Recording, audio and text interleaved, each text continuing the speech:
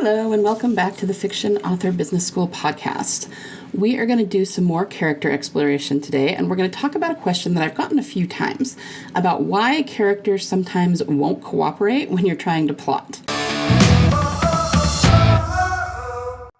You know, the first thing I will say, though, is that this is actually a good problem to have. Don't get me wrong, I know it's frustrating. I know you're frustrated when this happens, but the reason I say it's a good problem to have is because what it tells me is that you are at least somewhat, maybe about halfway, listening to your intuition and your, creative downloads from your subconscious mind. If you weren't, you wouldn't even care about this. You wouldn't care whether the characters cooperate or not. You would just be trying to force them into the story that you want, and you wouldn't really care if it made very much sense. And, they're my characters, I'm going to make them do what I want. But the fact that you care that the characters cooperate and that it makes some modicum of sense, that's actually a good thing. You're so good on you for doing that.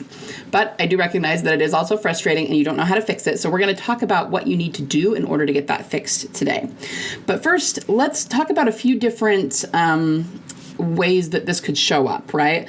So sometimes when people say this, I'm not sure exactly what the problem is, in exactly which way the characters are refusing to cooperate when they're trying to plot. But I'm assuming that it's because you've given the character a particular personality, and then when you try to force them into events that you've planned in your mind in the story, it just ends up being jarring, or the character wants to make different decisions than you want them to make, and all of that, right? So sometimes the character rebels against plot events, or, tries to go their own way. Another way that you might see this is if you outline, and maybe you've even done a pretty detailed outline, you're pretty good to go, and then when you sit down to write, suddenly you start learning more about the character and getting all this inspiration, and then you have to completely change your whole outline. Again, this is very, very typical, and if you are having these kinds of problems, you are not alone, okay? But there's a very specific reason that this happens. And it's something that, I don't know, people just aren't very aware of it in the industry. So let's talk about it a little bit. The main problem with this, really, if you outline and then sit down and learn all this stuff and get all this inspiration, especially if it's better than your outline, so then you change it to do that, there's nothing actually wrong with that inherently. You can totally do that.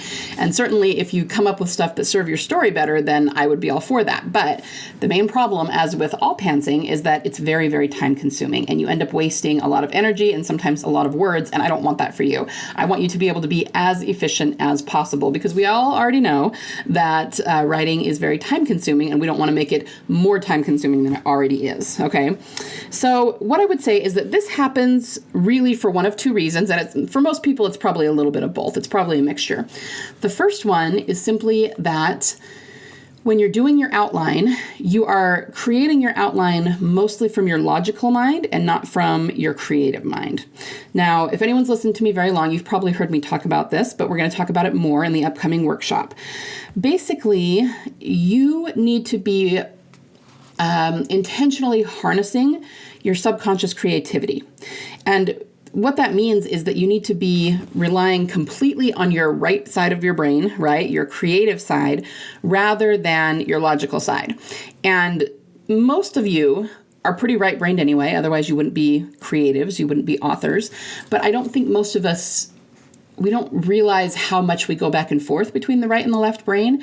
And I promise you, anytime you're getting stuck in your story or stuck in your career or pretty much anywhere, it's because you've gone a little bit too left brain. And our left brain is sort of our safety zone. We go, well, I should probably just do this, or maybe this would make the most sense, or, this is probably what people would like the most. And again, nothing inherently wrong with that, but you are really curtailing your own creativity when you do that, and you're not listening to your intuition about your story. You need to cultivate that intuition. And I have different techniques for showing you how to intentionally harness that creative mind and get creative downloads, so that you always know what to do. But you can kind of see, based on, what we're talking about today, that if you're outlining and you're using your left brain, your logical brain, instead of your creative brain, that's why you end up getting a lot more downloads once you start writing. Because once you start writing, you, whether you know it or not, you are harnessing that creative mind. And so then all of a sudden the ideas start to flow.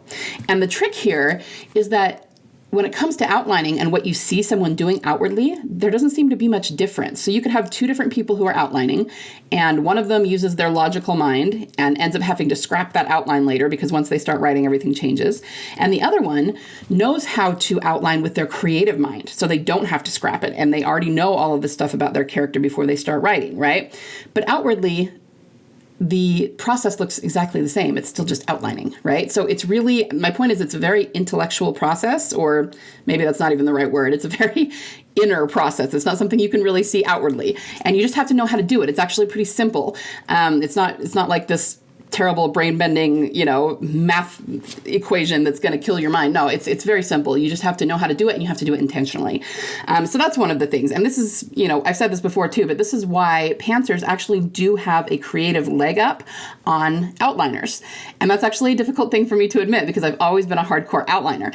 But when you start pantsing and you start just letting the ideas flow through your brain and come out your fingertips, or if you're dictating, come through your voice, however you write, that actually is a very creative flow, and that is you getting downloads from your subconscious mind.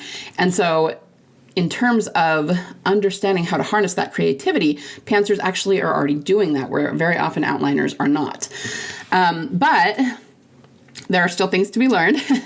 Pantsers very often can still really go off the rails because they need to still be directing their story in a more confined way than most pantsers do. You have to ask the right questions in order to, just kind of, you've got to learn to pants in sort of a guided way to make sure that you're sticking to the theme of your story and keeping your story really tight and cohesive rather than, going off on tangents. So there are problems, of course, with both outlining and pantsing, but my point is that this is very much a problem that outliners have, in that they do their outline, and when they do it, they're planning from their conscious and logical mind rather than the right brain, which is the creative mind. And then once they actually start writing, suddenly they're getting all this creative inspiration and they can't stick to the outline. Okay, this is why.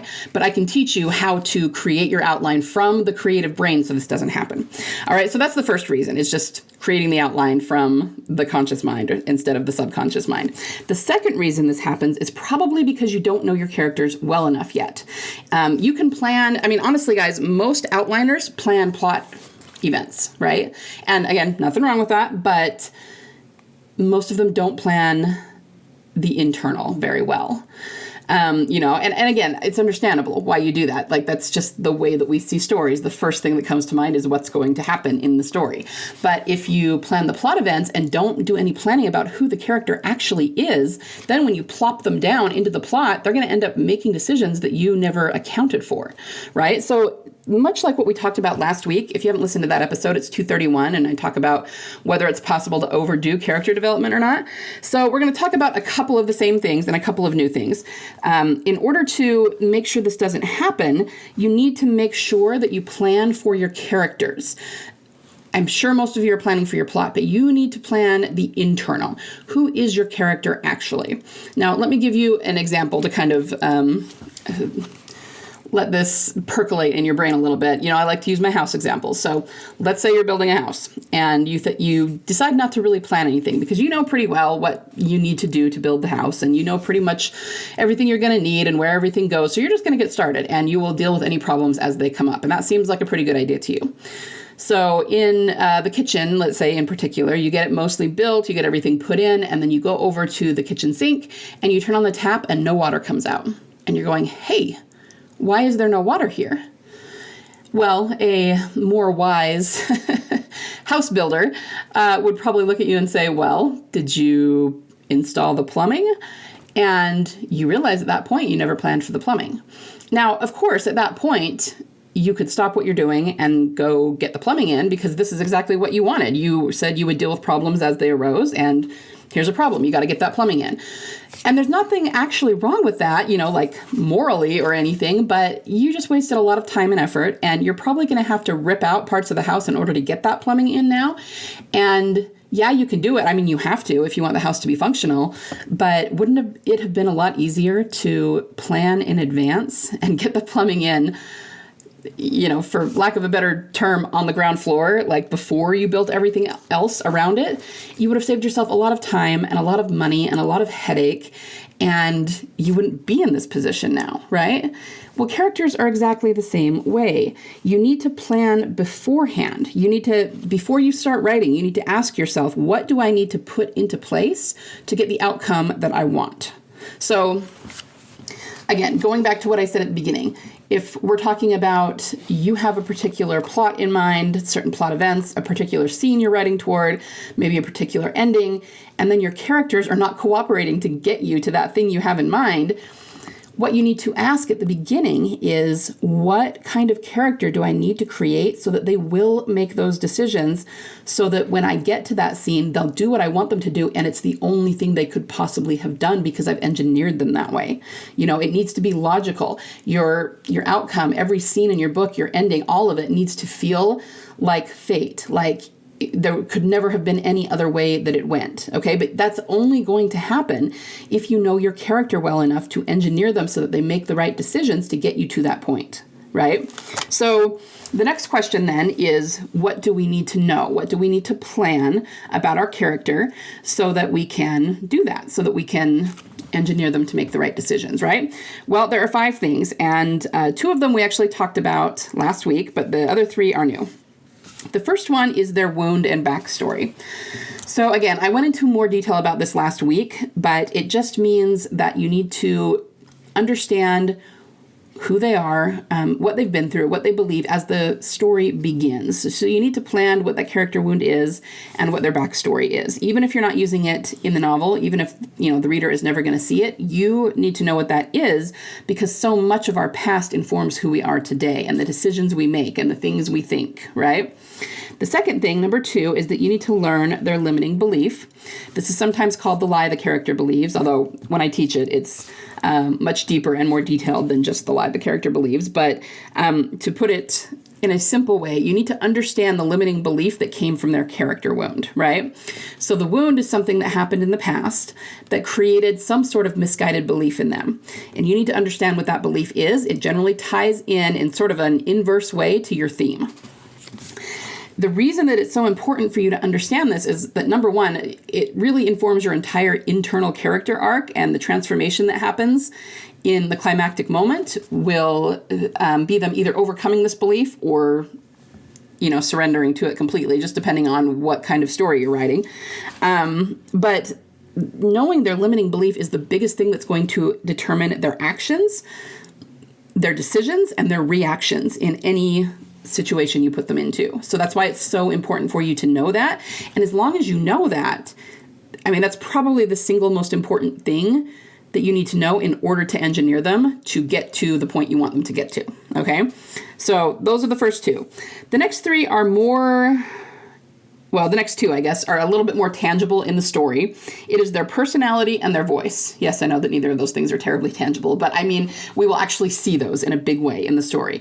So I actually think of personality and voice as being more surface level, just in the sense that, come up with a handful of personality quirks that you're going to use. And I have some old training on this, but you can even I encourage people to use different personality tests and systems. So look through Myers-Briggs, or look through the Enneagram, or whatever it is you want, the color code. Just pick one. And, obviously we don't want to be too detailed with this, because if we try to come up with every aspect of a human being's behavior, that's going to be way too complicated for a book. But if you just take 2 or 3 of them and say, okay, this is the way this character reacts, this is the way they handle these kind of situations, then it becomes something that the reader can recognize as a pattern and latch on to. All right. So just come up with a few personality quirks. For voice, I usually say come up with a few words or phrases or a dialect, or, whatever the case may be, the way that they speak. Are they very educated? Are they not educated?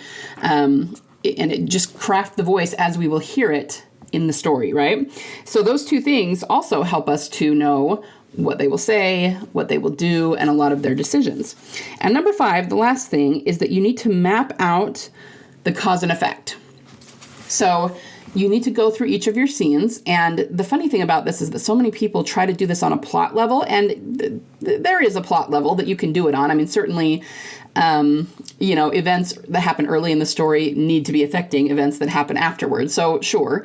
But the biggest thing about cause and effect in your book is that it's going to be based on the character's decisions. I mean, certainly, something dramatic or dangerous can happen, but whether the character leans into that or runs away from it or, faces right up to it or hides from it, it's going to be a completely different story you're telling based on how they react to what is going on around them, right? So I would say that you need to do the cause and effect on 2 levels. Go ahead and do it on a plot level so that the events of one scene are leading to events that happen later. And those are going to be things that are probably outside the character's control for the most part. If you have an early scene where they meet with someone who's, maybe even your villain, and your protagonist pisses them off, and then that villain comes back around for revenge. Of course, that's something that is very cause and effect, but your protagonist isn't necessarily driving that. It's something that's kind of happening outside of their control, other than, whatever they did to piss the person off in the first place.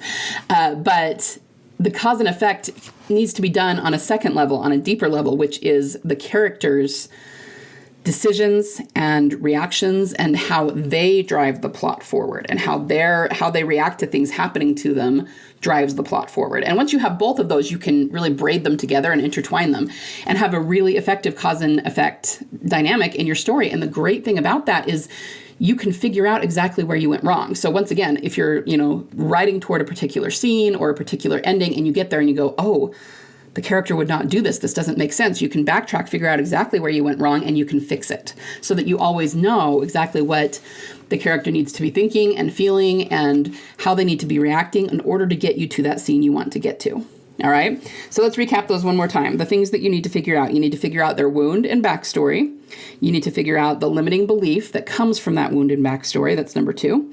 Number 3, we need a few personality quirks so that we know kind of how they react in everyday situations. We need their voice, which is words, phrases, and of course those can be in thoughts too, because even though we don't realize it, in our thoughts we think in the same way that we speak, in our personality.